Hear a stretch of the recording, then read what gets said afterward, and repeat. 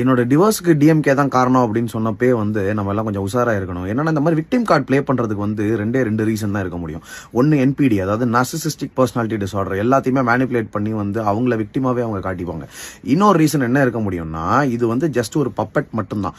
இந்த பப்பட்டை மேல இருந்து ஸ்ட்ரிங்ஸ் புல் பண்றது யாரு அப்படிங்கிற ஒரு கொஸ்டின் இருக்கு இல்லையா? சோ அதுக்கு தான் இன்னொரு ரீசனா இருக்க முடியும். நான் ரொம்ப நாளாவே வந்து இந்த திருப்பரங்குன்றம்ல வந்து ஆர்எஸ்எஸ் ப்ராடக்டான நிர்மல்குமார் அவர்கள் எம்எல்ஏ ஆனதா இருக்கட்டும், அதே மாதிரி திருச்செங்கோடு அங்கேயும் இதே மாதிரி ஒரு தர்கா செட்டப் இருக்குது கோயில் பக்கத்துல, அங்க வந்து திரு அருண்ராஜ் ஐஆர்எஸ் அவர்கள் ஆனதா இருக்கட்டும், இது எல்லாமே வந்து ஏதோ ஒரு கோயின்சிடன்ஸ் கிடையாது அப்படின்னு நான் சொல்லிட்டே இருக்கேன். இப்ப விஏஎஃப் அப்படின்னு சொல்லி ஒரு விஷயம் ட்ரெண்ட் ஆயிட்டு இருக்கு. விஏஎஃப் தாண்டி இன்னொரு முக்கியமான ஏஜென்சி ஒன்னு இருக்கு. அது வந்து என்னன்னு சொல்லி பாத்தீங்கன்னா சங்கல்ப் அப்படின்னு சொல்லுவாங்க.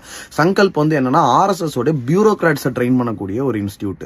இதனுடைய ப்ராடக்ட்ஸ் வந்துட்டு நிறைய அரசியல் இருக்காங்க, பியூரோகிரசியில இருக்காங்க. ஒரு டிபார்ட்மெண்ட்லயும் வந்து இவனுங்க வந்து உள்ளுக்குள்ள அப்படியே ஸ்லீப்பர் செல் மாதிரி இருந்துகிட்டு இந்த ஹிந்துத்வா மூவ்மெண்ட்ஸுக்கு வந்து அஜெண்டா கொடுத்துட்டு இருக்காங்க. இப்ப இந்த விஏஎஃப் விஷயம் நிறைய பேர் பேச சொல்றதுனால நான் சொல்றேன், it could be very complex for normal audience and our தக்கூஸ் டு அண்டர்ஸ்டாண்ட். அஜித் தோவாலா இருக்கட்டும், இந்த மாதிரி பல பேர் இன்னைக்கு பியூரோகிரசியில ரொம்ப பெரிய ஆளுங்களா இருக்கிறவங்க வந்து இந்த விஏஎஃப்ல வந்து ஒரு ஆக்டிவ் பார்ட்டிசிபென்ட்ஸா இருந்திருக்காங்க அப்படிங்கிறது ஒரு கிளைம் இருக்குல்ல. அதே மாதிரி சங்கல்ப் ப்ராடக்ட்ஸ் யார் இதுலன்னு சொல்லி நம்ம பார்த்தோம்னா அதுவும் வந்து ஒரு பயங்கர ஷாக்கிங் இன்ஃபர்மேஷன் நமக்கு கிடைக்கிறதுக்கான சான்சஸ் இருக்கு. நம்மளுடைய ஹை கமாண்டோட டிஎம்கேயோட ஹை கமாண்டுக்கு தெரியாம இல்ல, இதை கவுண்டர் பண்றதுக்கு தான் நம்ம நான் முதல்வன் மாதிரியான ஒரு ஸ்கீமை கொண்டு வந்தோம். பட் என்ன ஒண்ணுன்னா, நம்ம டிராவிடியனிசம் வந்து அக்ரெசிவா இங்க எங்கேயுமே நம்ம சொல்லி கொடுக்கல.